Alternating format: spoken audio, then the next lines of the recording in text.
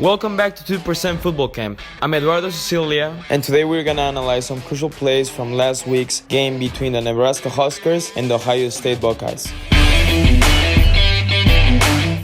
First up, we got this splash play that sparked our Huskers' strong start to the game. First, let's focus on Luke McCaffrey. Incorporating him as a running back in this offense was a pretty creative thing done by Coach Frost this past weekend. If we pay attention, he's executing a counter play footwork, which means he's taking a couple of steps this way to manipulate the linebackers before getting the handoff and going the other side. Now let's take a look at how Frost used a little wrinkle to surprise the defense. Okay, so schematically, one of these offense's main runs is the inside zone concept. A variation of this one is the inside zone split, which will have the lineman zone blocking this way, while the tight end or wing, in this case, goes and kicks out the D-end from the other side, on the backside. This normally creates a hole right here. Now, the Buckeyes know this, so look at how the defensive end reacts. He starts crashing down, trying to close that gap, and that's exactly what they were expecting. The Huskers know that Luke McCaffrey won't get stopped by a defensive end, so they don't block him. In turn, what they want to do with that wingback is go and wrap around to the second level so he can run outside the tackle. Now, the only problem is that player in the second level is too close to the line of scrimmage, while the cornerback is backed away. So Nebraska relies on a switch block.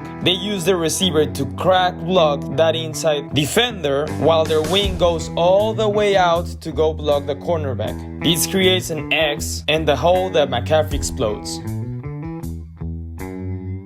Next up, we got a play that unfortunately started to turn things around into Ohio State's favor. Even though this is a nice throw on a post, I would say this is more of a self-inflicted wound than a great play by Fields. The Huskers are playing a cover 3 cloud defense, more on this in a later video. As we can tell by how this cornerback takes over the flat, while both safeties and the other cornerback take 1/3 of the field. Knowing this, we can go back at what Fields was looking at. If we pay attention, the middle of the field safety never takes his eyes out of this tight end, which he clearly is getting well covered by the linebacker, and even if he continues crossing, that wouldn't be his responsibility. He has help over there, but this, of course, stops him from providing help to the other cornerback on the deep post, which falls right on the zone that he's responsible for.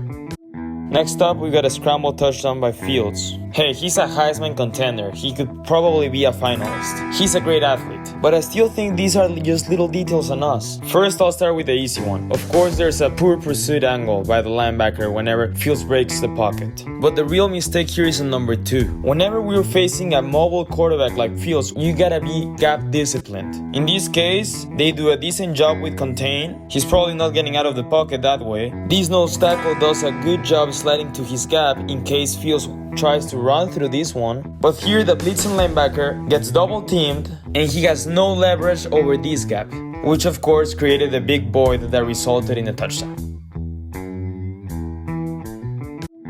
For the last play, we got what it was pretty much the last nail in the coffin. The Huskers started strong on this drive. They're down by 16 and they are still relatively in the game. And well, this happens. Okay, let's take a look at this one. Hey, remember that first play where we saw a variation of the inside zone with the wing wrapping around? Well, this is exactly the same thing, but with a read option element to it. We'll have the inside zone blocks going that way, and the wrapper will climb to the second level, leaving the D-end untouched. In this case, he's the read key. If his shoulders stay square to the quarterback, he'll just hand the ball off. Now, if he crashes down to the running play, this will turn into a quarterback keeper. Granted, I gotta give it to the defensive end. He does crash on the running play, but he did stay square to the quarterback, so that's a difficult read. But okay, he keeps it. He realizes that the end is there, and he makes the cut. Now, I am aware that this play is meant to be run outside, and I know that Adrian with his speed would have probably been able to turn the corner if he holds on to the ball.